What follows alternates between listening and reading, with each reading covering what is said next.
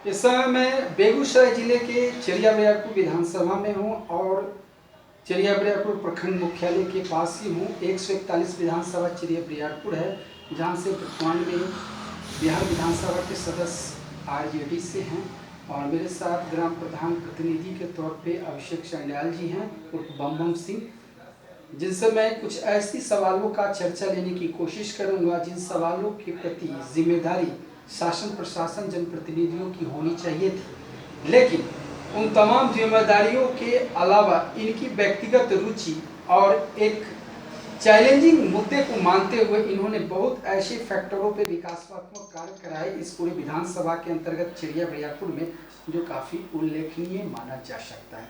व्यक्ति विशेष कार्यक्रम के तहत अभिषेक संडयाल जी, आपने सुदर्शन को समय दिया, इसके लिए मैं धन्यवाद देता हूं।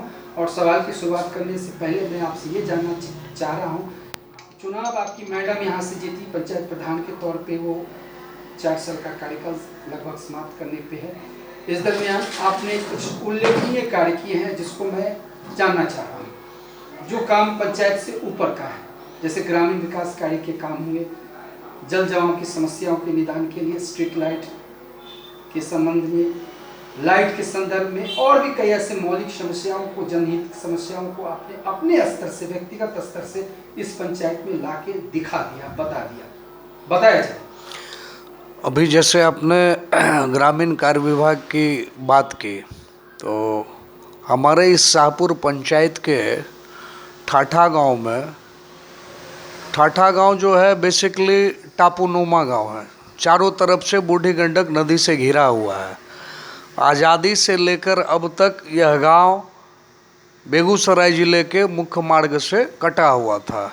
तो 2022 में हमने इस मुद्दे को स्थानीय विधायक श्री राजवंशी महतो जी के समक्ष रखा। उनके अनुशंसा पर योजना स्वीकृत हुई, कार्य की शुरुआत हुई।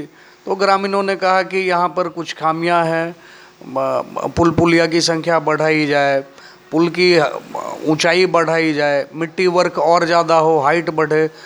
तो इन सब चीज़ों को लेकर के हम वहाँ पटना ग्रामीण कार्य विभाग के ऑफिस में गए। अब सरकारी तंत्र जो है, आप जान ही रहे हैं, लगभग 2.5 साल लग गया उस एस्टीमेट के रिवीजन में, और अभी वह योजना 5 करोड़ 44 लाख की हो गई है और अभी पिछले 1 सप्ताह से वहाँ पर कार्य चल रहा है। और 1 से 11 तक हमारे यहाँ एक मुखिया हुआ करते थे सरदानंद सिंह। तो वो जो दौर था अजीब दौर था, सब कुछ रजिस्टर पर ही हुआ करता था। आवास वगैरह की योजना हुआ करती थी तो डाकघर का छोटा सा एक डायरी से उसका पैसा उसके अकाउंट से निकल जाता था। 2016-17 के बाद से डिजिटलीकरण जो है हुआ है पंचायत में, जितनी भी योजनाएं जैसे अभी चल रही हैं, तो उसका हम लोग पहले योजना को पोर्टल पर चढ़ाते हैं। 100% जियो टैगिंग होती है, 3 बार जियो टैगिंग करने के बाद कार्य पूर्ण हुआ, उसका फ़ोटो चढ़ाया जाता है, उसके बाद उन लोगों को पेमेंट किया जाता है। और पहले इसके उलट था, मुखिया लोग क्या करते थे, 2021 तक योजना की 60% राशि निकल गई, राशि निकलने के बाद उसको सूद पर लगा दिया। वेपनी के चुनाव जीतने के बाद हमने जो भी वादे किए थे उनमें हमारे कर्मी बैठते हैं, पूर्व की तरह हम राजतंत्र अपने आवाज़ से नहीं चलाते हैं। उसके बाद रोशनी की व्यवस्था हमने कही थी, आज हमारे गांव के हर गली नुक्कड़ चौक चौराहे पर लाइट भी है। नाला सफाई का हमने काम किया, नाला मरम्मती का काम किया, नाला निर्माण का भी काम हमने किया, जो कि आप पता कर सकते हैं कि इस पूरे प्रखंड में, अनुमंडल में, इवन जिला में भी उस तरह का नाला अमूमन लोग नहीं बनाते हैं। वहाँ पर एएनएम बैठती हैं। शिक्षा की स्थिति, हमारे पंचायत में 5 विद्यालय है, 5 विद्यालय है। हमने अपने कार्यकाल में +2 स्कूल का कोड, उस समय के जो अभी जो प्रधानाध्यापक हैं कोड लेने के लिए तैयार नहीं थे, हमने उनको अतिरिक्त जगह मुहैया कराया, भवन मुहैया कराया। आज के डेट में सीसीटीवी कैमरा है, पीने का शुद्ध पानी, आरओ वाटर उनको मिलता है। स्मार्ट क्लास की व्यवस्था हमने की, सभी विद्यालयों की बात मैं कर रहा हूँ। एजुकेशन की व्यवस्था की, उसमें कुछ तकनीकी खामी है जो कि 2-4 महीने में वो ख़त्म हो जाएगा, किसानों को उससे पानी मिलना स्टार्ट हो जाएगा। उसके बाद स्वच्छता कर्मी, ये स्वच्छ भारत मिशन के तहत पहले फेज में ही हमारे पंचायत में इसका काम स्टार्ट हुआ।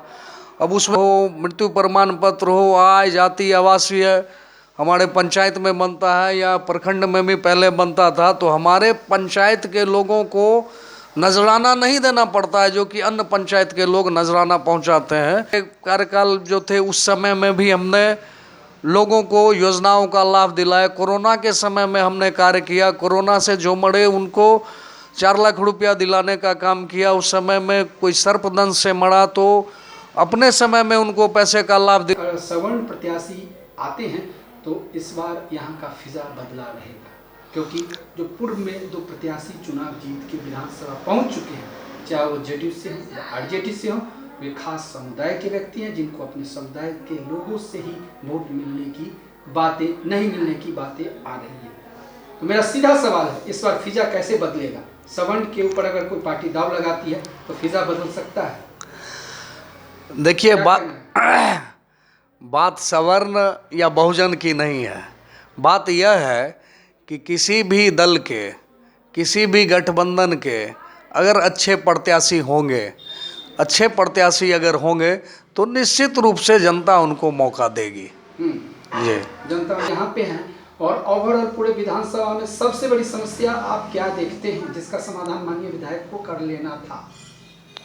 कोई भी यहाँ से माननीय विधायक है, पूर्व मंत्री में, तमाम लोगों की चर्चा आपसे कर रहा हूँ। बड़ी समस्या क्या देखते हैं? एम्प्लॉयमेंट, उसके बाद में जो सुधार होना चाहिए था वह नहीं हुआ। चूँकि यहाँ शिक्षा से मेरा तात्पर्य सिर्फ +2 तक नहीं है, या किसी महाविद्यालय में आर्ट्स और साइंस की पढ़ाई होती है वहाँ तक नहीं है। उसके बाद फैक्ट्री वगैरह लगनी चाहिए थी जिससे एम्प्लॉयमेंट जनरेशन होता। तो इन 2 मुद्दों पर कहीं ना कहीं इस विधानसभा के लोगों का के तौर पे हम सोच सकते हैं। फूड प्रोसेसिंग यूनिट अगर यहाँ स्थापित होता तो प्लान जैसे सब्जेक्ट पे विराम लग जाता और यहाँ के बच्चे, यहाँ के नौजवान दूसरे प्रांतों में नहीं जाते। टेक्निकल और हायर एजुकेशन में डेवलपमेंट हुआ रहता तो पढ़ने और पढ़ने के लिए उनको बाहर दूसरे प्रदेशों में नहीं जाना पड़ता। तो एक विधायक की ये भी एक जिम्मेदारी होती है कि यूजुअल और डेली रूटीन डेवलपमेंट के अलावा व्यू और विजन के साथ विकास की चर्चा ले। यहाँ के मतदाताओं ने अपार समर्थन से एक खास समुदाय के लोगों को बार बार चुनाव जिताने का काम किया, लेकिन इस बार कुछ फिजा बदल सकता है, ऐसा मुझे लगता है। मैं आपसे पुनः कहने जा रहा हूँ, पुनः पूछता हूँ कि एक नौजवान, समर्पित, जुझारू और व्यक्तित्व विशेष को अगर पार्टी चुनावी दंगल में उतारती है, कोई भी पार्टी हो, तो फिजा कैसा रहेगा, माहौल कैसा रहेगा? मैंने तो पूर्व से आपको कहा ही, कैंडिडेट बढ़िया होगा, किसी दल का होगा, जनता की पसंद होगी। अब चूँकि लोकतंत्र में तो जनसमूह जिधर जाता है जीत उसकी होती है, उसी दल की सरकार बनती है। कोई भी हो, किसी भी दल के हो, जनता का जिसको समर्थन मिलेगा वही यहाँ से जीते।